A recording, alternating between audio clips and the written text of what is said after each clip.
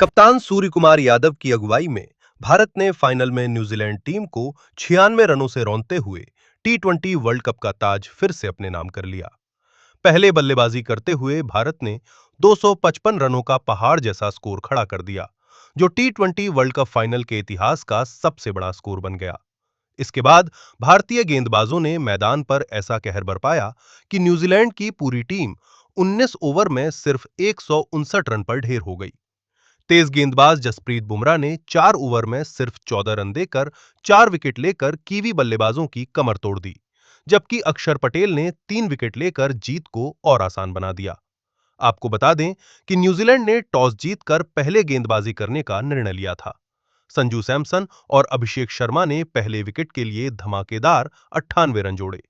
संजू सैमसन ने 46 गेंदों में 89 रन की शानदार पारी खेली, वहीं अभिषेक शर्मा ने 21 गेंदों में 52 रन की विस्फोटक पारी खेली।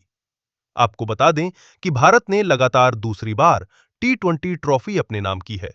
इससे पहले 2024 में रोहित शर्मा के नेतृत्व वाली टीम ने ट्रॉफी अपने नाम की थी।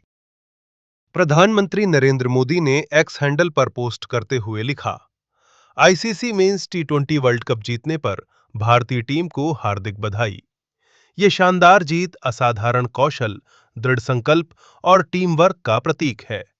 टीम ने पूरे टूर्नामेंट में उत्कृष्ट प्रदर्शन किया है। इस जीत ने हर भारतीय के दिल को गर्व और खुशी से भर दिया है। शाबाश टीम इंडिया। राष्ट्रपति द्रौपदी मुर्मू ने टीम इंडिया को बधाई देते हुए कहा कि टी20 वर्ल्ड कप जीतकर भारत ने इतिहास के कई नए कीर्तिमान बनाए हैं। भारत अब ऐसा देश बन गया है जिसने यह कप 3 बार जीता है और लगातार 2 बार जीतने वाली पहली टीम भी बना है। इससे देश के क्रिकेट प्रेमियों को बहुत खुशी और गर्व महसूस हो रहा है। उन्होंने कहा कि ये हमारे युवाओं में मौजूद बड़े टैलेंट का भी प्रमाण है। टीम के हर खिलाड़ी, पूरे मैनेजमेंट और सपोर्ट स्टाफ को इस शानदार जीत के लिए सबसे ज्यादा सराहना मिलनी चाहिए। उन्होंने भविष्य में भी भारतीय क्रिकेट टीम की लगातार सफलता की कामना की। वहीं नेता विपक्ष राहुल गांधी ने भी सोशल मीडिया प्लेटफॉर्म एक्स पर टीम इंडिया को बधाई दी। राहुल गांधी ने लिखा, एक बार फिर चैंपियन, हमारे मेन इन ब्लू की शानदार जीत रही। पूरे टूर्नामेंट में बेहतरीन प्रदर्शन के लिए खास तौर पर संजू सैमसन और जसप्रीत बुमराह की तारीफ करना चाहूंगा। टी20 वर्ल्ड कप 2026 में भारतीय क्रिकेट टीम की ऐतिहासिक जीत के बाद पूरे देश में जश्न का माहौल है। न्यूजीलैंड को हराकर भारत ने एक बार फिर क्रिकेट जगत में अपनी ताकत साबित की है। प्रदेश के मुख्यमंत्री डॉक्टर मोहन यादव ने मैच देखने के बाद अपनी खुशी व्यक्त करते हुए कहा कि भारतीय टीम ने पूरे टूर्नामेंट में शानदार प्रदर्शन किया और जीत की पूरी हकदार थी। उन्होंने कहा कि भारतीय खिलाड़ी शुरू से अंत तक वर्ल्ड चैंपियन की तरह खेले और मैदान पर अनुशासन, धैर्य और रणनीति का बेहतरीन उदाहरण पेश किया। उन्होंने कहा कि जब खिलाड़ी मेहनत, अनुशासन और देश के प्रति समर्पण के साथ मैदान में उतरते हैं तो परिणाम भी वैसा ही गौरवपूर्ण होता है। उन्होंने कहा कि इस जीत ने एक बार फिर साबित कर दिया है कि भारतीय क्रिकेट विश्व स्तर पर सबसे मजबूत टीमों में शामिल है। आज का मैच वाकई अद्भुत था। जिसने देखा होगा मंत्रमुग्ध होकर के बैठ गया। लेकिन ये बात भी सही कि मैच में जिस प्रकार से वर्ल्ड चैंपियन खिलाड़ियों का खेल होता है, हमने हर मैच में हर विभाग में बराबरी से खिलाड़ियों में वो सब पाया जिसके आधार पर वर्ल्ड चैंपियन हमारी टीम बनी। चाहे बैट्समैन हो, चाहे बॉलर हो, चाहे फील्डर हो या कप्तान हो, सबकी अपनी भूमिका रही है। जिस प्रकार से संजू सैमसन ने तीनों मैच में अपनी एक अलग भूमिका अदा करी, ये वाकई अद्भुत खिलाड़ी है। और उसी प्रकार से जसप्रीत बुमराह, जिस बॉलर को विश्व का सर्वश्रेष्ठ बॉलर ऐसे ही नहीं कहा जाता है, जब खड़ा होता है तो ऐसा लगता है कि साक्षात काल आ गया बल्लेबाजों को। या तो रन नहीं बनेंगे, रन बनाने जाए तो विकेट उड़ जाएंगे। और इतना ही नहीं, अक्षर पटेल हो, हमारे अर्शदीप हो, जिस भी खिलाड़ियों की बात कहें, एक दो जगह छोटा मोटा हमारी फील्डिंग में कमियां रही, लेकिन किशन से लेकर कई खिलाड़ियों ने जिस प्रकार से अपनी फील्डिंग दिखाई है, सच में बॉलिंग, बैटिंग, फील्डिंग सभी में, और कप्तान का भी रोल उसी प्रकार का। ये खिलाड़ी विश्व की सभी टीमों को हरा सकते हैं, ये मादा उनमें था। और वो हमने देखा है, पिछली बार दक्षिण अफ्रीका को हराया, इस बार हमने न्यूजीलैंड को हराया। उल्लेखनीय है कि यही दोनों टीमों ने पिछला सेमीफाइनल में अपने आप को सिद्ध करते हुए, लेकिन विश्व के सर्वश्रेष्ठ खिलाड़ी अगर कोई है तो भारतीय है। मेरी अपनी ओर से सभी खिलाड़ियों को बधाई। मुख्यमंत्री डॉक्टर मोहन यादव ने कूनो राष्ट्रीय उद्यान में 5 शावकों के जन्म पर खुशी जताई है। सीएम डॉक्टर मोहन यादव ने सोशल मीडिया प्लेटफॉर्म एक्स पर पोस्ट करते हुए कहा कि कूनो राष्ट्रीय उद्यान से एक और प्रसन्नता देने वाला समाचार मिला है। कूनो उद्यान में मादा चीता ज्वाला ने 5 शावकों को जन्म दिया है। उन्होंने कहा कि चीता परियोजना के लिए यह एक महत्वपूर्ण उपलब्धि है, क्योंकि चीतों के पुनर्स्थापन के बाद 10वीं बार सफलतापूर्वक जन्म हुआ है। यह इस बात का प्रतीक है कि यहाँ की जलवायु चीतों को रास आ गई है। मुख्यमंत्री डॉक्टर यादव ने कहा कि मादा चीता ज्वाला के 5 शावकों के जन्म के साथ ही भारत में चीतों की कुल संख्या 50 का आंकड़ा पार कर 53 हो गई है। उन्होंने कहा कि चीता पुनर्स्थापन का कार्य वन्यजीव संरक्षण, प्रकृति और पर्यटन विकास की दृष्टि से महत्वपूर्ण सिद्ध हुआ है।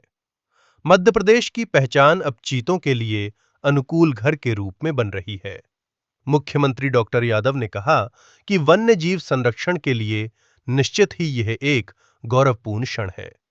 उन्होंने कहा कि भारत में चीतों की बेहतर देखरेख और उनके पुनर्वास के प्रयासों की सफलता के लिए कूनो राष्ट्रीय उद्यान और वन विभाग के अधिकारी व कर्मचारी बधाई के पात्र हैं। लादी रोड चक्का जाम मामले में दर्ज एफआईआर के विरोध में सोमवार को आदिवासी समाज के लोगों ने आमला नगर में विशाल रैली निकालकर प्रशासन के खिलाफ जोरदार विरोध प्रदर्शन किया। प्रदर्शनकारियों का कहना है कि इस मामले में की गई कार्रवाई अनुचित है और बिना निष्पक्ष जांच के समाज के लोगों पर एफआईआर दर्ज की गई है। उन्होंने मांग की कि प्रशासन पूरे मामले की निष्पक्ष जांच कर न्यायपूर्ण निर्णय ले। आदिवासी समाज के लोग रैली के रूप में शहर के विभिन्न मार्गों से होते हुए जनपद पंचायत कार्यालय चौक पहुंचे। यहां एकत्रित होकर उन्होंने प्रशासन के खिलाफ आक्रोश व्यक्त किया और लादी रोड चक्का जाम मामले में दर्ज एफआईआर वापस लेने की मांग की। गुना के कैंट इलाके के मातापुरा में एक दर्दनाक घटना सामने आई है, जहां 55 वर्षीय अमरीश शर्मा, जो गैस टंकियों के ट्रक के ड्राइवर थे, ने फांसी लगाकर आत्महत्या कर ली। पुलिस के अनुसार घटना के वक्त वो घर में अकेले थे। उनका परिवार शादी में शामिल होने के लिए सागर गया हुआ था। सुबह जब परिजन सागर से लौटे तो उन्होंने लंबे समय तक दरवाजा खटखटाया। कोई जवाब न मिलने पर गेट तोड़कर अंदर प्रवेश किया गया। अंदर का दृश्य दिल दहला देने वाला था। अमरीश शर्मा को फंदे पर लटका हुआ पाया गया। परिवार ने तुरंत पुलिस को सूचना दी। पुलिस ने मौके पर पहुंचकर शव को उतारा और जिला अस्पताल भेजा, जहां शव का पोस्टमार्टम किया गया। बताया जा रहा है कि शव की स्थिति काफी खराब थी, जिसमें बदबू और फफोले भी थे। आत्महत्या के कारण का अभी तक पता नहीं चल पाया है। पुलिस ने मर्ग कायम कर मामले की जांच शुरू कर दी है।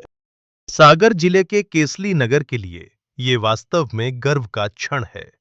अभिषेक जैन और राजुल ठाकुर की ये उपलब्धि क्षेत्र के युवाओं के लिए एक बड़ी प्रेरणा बनेगी। कहा जाता है कि यदि लक्ष्य के प्रति समर्पण और मेहनत सच्ची हो तो सफलता कदम चूमती है। इस बात को चरितार्थ करके दिखाया है केसली के 2 होनहार युवाओं अभिषेक जैन और राजुल ठाकुर ने। हाल ही में घोषित एमपीपीएससी ग्रंथपाल परीक्षा के परिणामों में दोनों ने शानदार सफलता प्राप्त कर उच्च शिक्षा विभाग में राजपत्रित पद पर अपना स्थान सुनिश्चित किया है। अभिषेक जी, आपको सफलता के लिए बहुत बहुत शुभकामनाएं। आपका किस पद पर चयन हुआ है? मेरा अभी पुस्तकालय अध्यक्ष हायर एजुकेशन डिपार्टमेंट एमपीपीएससी के थ्रू चयनित हुआ हूँ। मैं अपनी सफलता के श्रेय अपने मम्मी पापा और गुरुजनों का देना चाहता हूँ, जिन्होंने मुझे आगे बढ़ने के लिए हमेशा प्रोत्साहित किया और बहुत मदद की है। मेरी प्रारंभिक शिक्षा सद्भावना पब्लिक स्कूल से स्टार्ट हुई है और उसके बाद गवर्नमेंट एक्सीलेंस स्कूल से 11th-12th, उसके बाद डॉक्टर हरसिंह और सेंट्रल यूनिवर्सिटी से BA और master of library and information science संपन्न हुई है। वर्तमान में पुस्तकालय अध्यक्ष पद पर government polytechnic college Talbehat Lalitpur में टेक्निकल एजुकेशन डिपार्टमेंट में कार्यरत हूँ।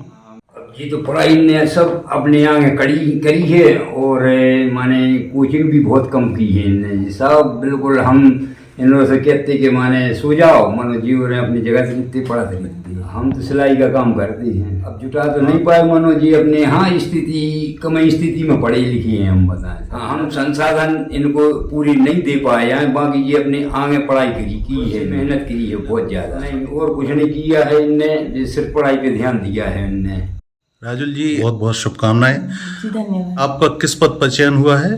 सर अभी मेरा ग्रंथपाल के पद पर चयन हुआ है। सबसे पहले मैं अपनी सफलता का श्रेय अपने माता पिता और अपने गुरुजनों को इसका श्रेय देना चाहती हूँ। साथ ही साथ मेरे सीनियर्स जो हैं उनको भी मैं इसका श्रेय देना चाहती हूँ। शिक्षा सरस्वती शिशु मंदिर केसली से हुई है और उस higher education doctor Hari Singh Gour central university से हुई। वर्तमान में NCERT में as a semi professional assistant काम कर रही हूँ। मेरे माता पिता केसली में ही निवासरत है और पापा किसान है और मम्मी गृहिणी है। हम लोग 3 भाई बहन हैं, मैं सबसे छोटी हूँ। मेरी दीदी जो है वो हाउसवाइफ है और भैया वो भी किसान ही करते हैं। चलिए आपको सफलता के लिए बहुत बहुत शुभकामनाएं। जी धन्यवाद।